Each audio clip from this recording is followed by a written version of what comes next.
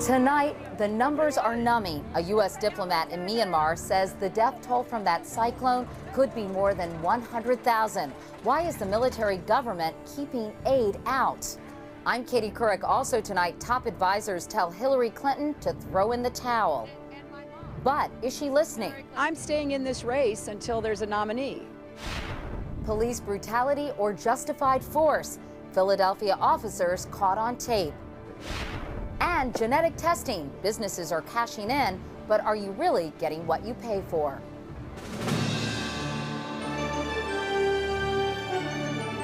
This is the CBS Evening News with Katie Couric. Good evening, everyone. We begin tonight with a humanitarian crisis that is getting worse by the hour. It's now 4 days since a cyclone slammed into Myanmar in Southeast Asia. A U.S. diplomat who is there says the death toll could exceed 100,000, and help for survivors is slow in coming. The U.S. Air Force and Navy are ready to deliver desperately needed food and medicine, but they're not being allowed in. The American chargé d'affaires says the military government is, quote, paranoid about accepting Western help. Barry Peterson begins our coverage, and we should warn you, some of these images are disturbing. Aid is trickling in for the desperate millions in the devastated region. This satellite photo shows the area before the cyclone. Now the damage stretches across an area larger than the state of Maryland. The cyclone also drove a 12-foot wave of water deep inland.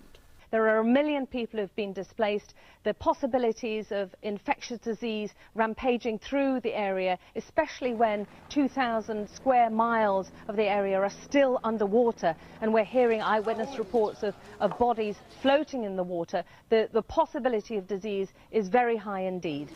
The danger of disease would seem daunting enough, but a world anxious to help faces a new hurdle. The military regime is not yet allowing in some critical assessment teams that would make sure aid gets to the survivors and not into the pockets of the generals. And it gets worse. After the Asian tsunami in 2004, U.S. helicopters ferried in food, water, and medicine up and down the hard-hit Indonesian coast, saving lives by the thousands. The amphibious assault ship USS Essex with its big helicopters is near Myanmar and could do the same. But the regime, angry over U.S. sanctions, is unlikely to let the U.S. military on its soil. A regime best remembered for gunning down pro-democracy monks last year. So its people struggling to survive have no recourse but to endure. They won't openly protest against the generals because, as one man put it, people don't want to get shot. Barry Peterson, CBS News, Tokyo. Celia Hatton is a CBS radio news reporter. Tonight she's in Bangkok, Thailand, just a few hundred miles from the devastation in Myanmar. And Celia, why is the military regime resisting international aid efforts, including those offered by the United States? Well, the military regime has never had a lot of interaction with the Western world, and that's not going to change because of this humanitarian crisis. They're suspicious of the motives of NGOs and the U.S. government, and that's not going to change. Also, many people believe that the military regime wants to get political credit for distributing aid itself. So it has asked for help, but it wants to be seen giving the aid directly to the people, and it wants to be able to get the thanks from the Burmese people for doing so. We're hearing that 1 million people have been displaced. Is any aid getting to those people?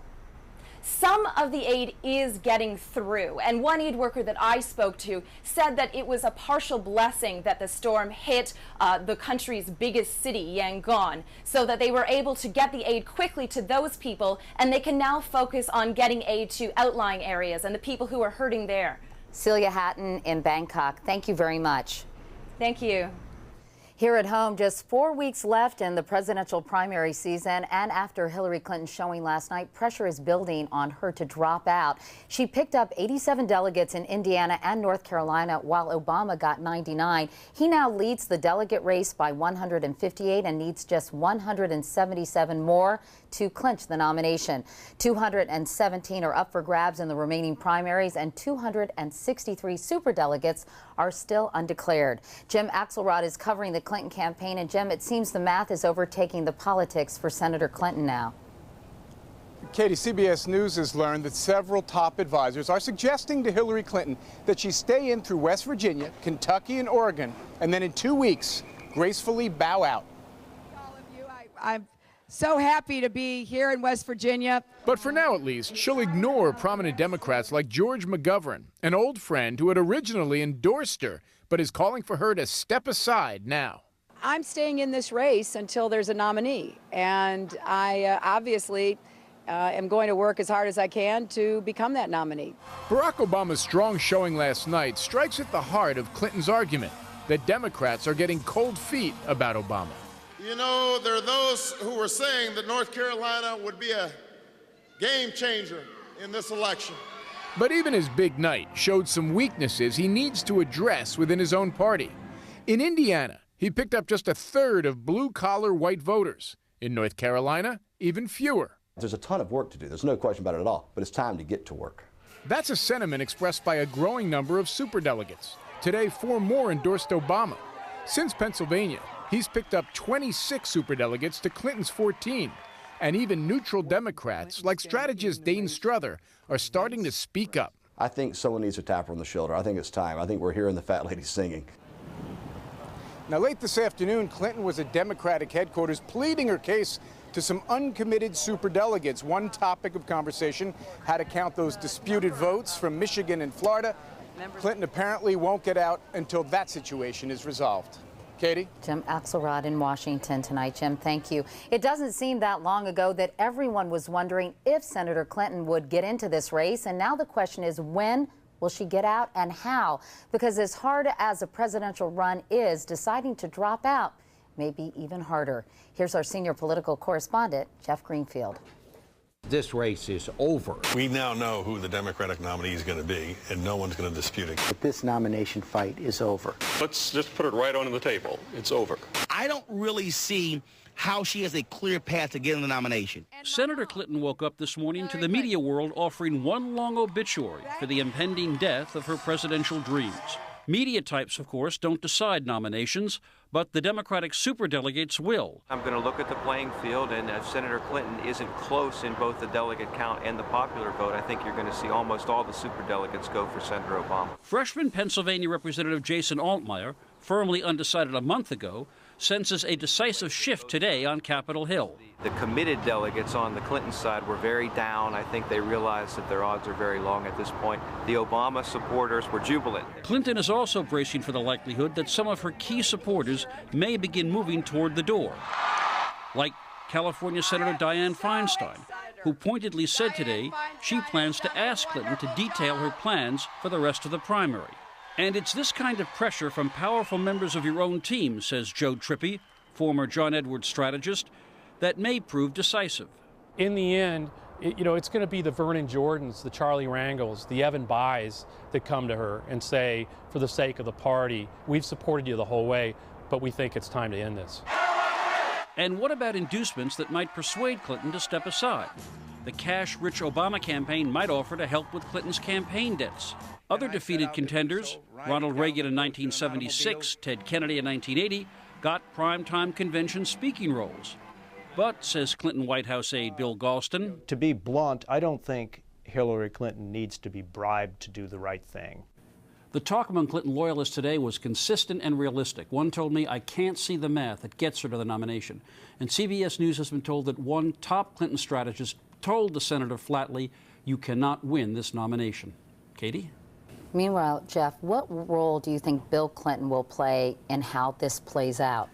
You know, I sometimes think we should get a psychology degree because of all of the speculation about what Clinton is up to and how much he wants this presidency for his wife as a third term. But Senator Clinton has her own future, her own legacy. Bill's is in past. Hillary's may be in front of her as an important senator, perhaps as a future presidential candidate. So I think this decision is going to be hers rather than his or maybe even theirs. So she's running the show in this case. I think that's right. All right, Jeff Greenfield. Jeff, as always, thanks so much. Meanwhile, Republican John McCain was in Michigan today for a town meeting and was asked about his legendary temper. At first joking about it, he says he does get angry about corruption and runaway spending in Washington, and he said the American people are getting angry as well. Overseas tonight, the U.S. military confirmed that a recent suicide attack in Mosul, Iraq, was carried out by a former prisoner at Guantanamo Bay. Abdullah Saleh al-Ajmi was held at Guantanamo for 3.5 years before being transferred to Kuwait. He eventually won his freedom after being found not guilty of terrorism charges. There is much more CBS News ahead. She was once deep in debt. Now she's a pro at how to avoid it, and she's telling us everything she's learned. Also, dozens of companies offer genetic testing for a fee, but what do you really get for your money? Our series, Your DNA Destiny, is next.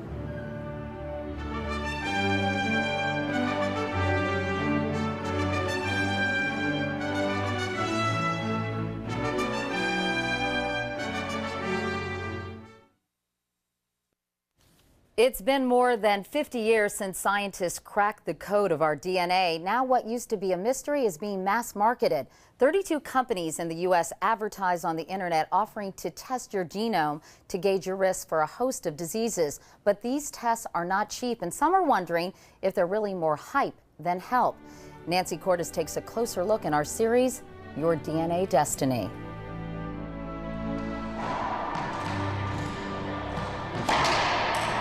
Julian Awad doesn't look sick, and he isn't, yet. But he has always worried that the Alzheimer's disease that brought down his grandfather might be lurking in his genes, too. And it takes a huge toll on the family taking care of someone like that who really can't take care of themselves at all. That's why Awad plans to be the first customer of a new company called Smart Genetics. These are going to be perfect. A company he started, which can tell you with a saliva sample which form of a gene called ApoE you've inherited. The most common form is thought to indicate an average risk of Alzheimer's. Another form may protect against it, while a third could indicate a risk 3 to 15 times higher than the average person. And then you get that space there again. It's the first time such a test is being marketed to consumers at $3.99 a pop. I think you can take a room and 50% of the room saying, I don't want to know. And 50% of the room say, I absolutely want to know. And I'm one of those people. His is one of 36 companies now in the business of predicting your potential genetic risk for everything from heart disease and diabetes to prostate cancer. Navigenics will give you a personalized DNA profile explained by a genetics counselor for $2,500. Genetic test results today. I'm looking at my numbers for type 2 diabetes. But some experts feel the industry promises more than science can currently deliver, because many genes are poor predictors of whether or not you'll actually get a disease. Lifestyle and environmental factors also play a major role. There is a bit of a wild, wild west going on in terms of some of the DNA testing that's out there. Some of it is done by reputable companies, but there are some that are much less worried about that and even unscrupulous, and who will offer you tests for DNA variations that, frankly, we are not sure what they mean at all. In California, 12 complaints have been filed relating to the cost and accuracy of testing companies. Scientists also worry about how customers will handle knowing that they're at increased risk of a disease like Alzheimer's when there's no proven way to prevent it. Let's take a look at your arms here. Dr. Robert Green has been studying that exact question for 9 years. He says people do seem to benefit from the knowledge. Sometimes they will actually do things they hope will reduce their risk of Alzheimer's disease, like taking vitamins and doing more exercise. That's Awad's intention, if he finds out he's at increased risk. He lets us watch as he receives his results from a genetic counselor over the phone. Hi, Karen. That's the same way his customers will get the news, though privately, of course, and not given to insurance companies. Okay, wow. Your lifetime risk is about 9 or 10% compared to the general population risk of about 15. Well, I didn't expect that at all, actually. I really expected to be, kind of at a higher risk rate. So does this mean that all your plans for living healthily go out the window? Well, definitely not, because it doesn't tell me that I'm not going to get Alzheimer's disease. It just says that I'm going to have a lower risk. I want to do those things just in case overall to reduce my risk even further. Some might see it as false security. He sees it as peace of mind. Nancy Cordes, CBS News, Philadelphia. And tomorrow night, we're going to take a look at DNA testing and early intervention. A deadly heart condition runs in her family, and a genetic test shows who's at risk. So what will that mean for this 12-year-old? As our series, Your DNA Destiny, continues. In other science news tonight, the disappearing bee population. A new study says more than a third of commercially managed hives have died off in the past year. Now, this is especially worrisome for farmers and fruit growers since bees sustain plants through pollination. One expert described the deaths as substantial. When we come back, Philadelphia police beat 3 shooting suspects they were trying to arrest. Did the officers cross the line? Here in New York today, demonstrators took to the streets to protest the acquittal of 3 police detectives in the shooting death of an unarmed man. 23-year-old Sean Bell died in a hail of 50 bullets on what would have been his wedding day. Hundreds of demonstrators blocked traffic at bridges and tunnels, demanding a federal investigation. Dozens were arrested, including the Reverend Al Sharpton, who organized the protests. Meanwhile, in Philadelphia, investigators are going over a piece of videotape frame by frame to determine if officers used excessive force when they arrested 3 shooting suspects. Randall Pinkston now with that story. These dramatic images have Philadelphia and its police department on edge. Police officers caught on tape by a TV news helicopter seen surrounding a car, dragging out the driver and 2 passengers, repeatedly kicking and beating the 3 men, at times using a baton. None of us were out there dealing with 3 people who were just involved in a shooting of another 3 individuals out on the street corner. So as you can imagine, there's a lot more to this than just the video. The confrontation occurred just 2 days after Philadelphia Police Sergeant Stephen Lisbinski was killed. The suspect, Eric Floyd, got away. Authorities are not saying the 3 men were connected to Sergeant Lisbinski's killing, but the murder, the 3rd Philadelphia police officer in 2 years, is on the minds of every cop in the city. There's no excuse for us not conducting ourselves properly. There's a lot of stress, there's a lot of tension right now. Defense attorney Scott Perrine is a former prosecutor who represents the 3 men in the car. There's a big disconnect between saying an officer was murdered and therefore we're going to proffer this explanation and justification of a stressed out police force, a police force that's emotional. Police cruisers were chasing the men, believing they were involved in an earlier shooting. They are now under arrest, charged with aggravated assault and criminal conspiracy. The 15 police officers have been taken off the streets, placed on desk duty. Authorities are urging residents not to jump to conclusions and wait for the outcome of the investigation. Randall Pinkston, CBS News, Philadelphia. Still ahead, her special formula for staying out of debt includes giving to charity. We'll tell you her story next. Borrow any money today? If you used your credit card, you did. You've heard it a million times. We are a nation of borrowers. The Fed reported today we increased our debt in March by more than 7%, the biggest increase in 4 months. While it's easy to get into debt, it can be a lot harder to get out. But there is help. Lend Richard Schlesinger an ear. Mary Hunt is in a peculiar position.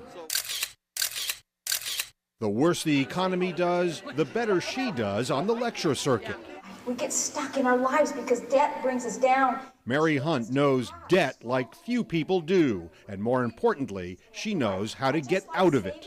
You can start with $1, you can start with $2. For years, she was drowning in debt. She had a husband and 2 kids. She was a stay-at-home mom when she wasn't at the mall. A blouse here, some shoes there. For 12 years, she shopped till she dropped $100,000. When you were really piling up the debt shopping, what did that feel like to you? It was like this burst of energy and euphoria, a high like you can't imagine. The euphoria didn't last long, but it felt like her trouble was endless.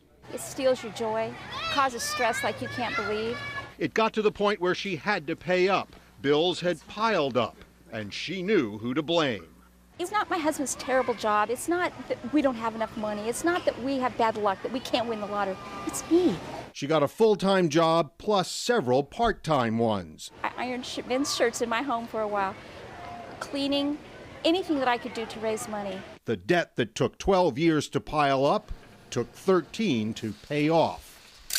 When she finally got her bill down to $12,000, she launched a newsletter about how to stay out of debt, Cheapskate Monthly. How did the newsletter do? It did very well. Ironically, she now makes a living preaching what she practices. Mary Hunt teaches 3 easy ways to stay out of debt. 2 you'd expect. She says live on 80% of your income and put 10% away in a bank. The third one is a little surprising. She says give the remaining 10% to charity. It just kind of quiets that greed and says, you know what? I've got enough.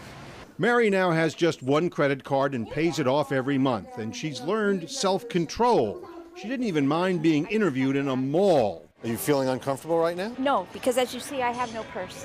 She's making sure owing $100,000 will be a once-in-a-lifetime experience. Richard Schlesinger, CBS News, Newport Beach, California. And that is the CBS Evening News for tonight. I'm Katie Couric. Thank you for watching. I'll see you tomorrow. Good night.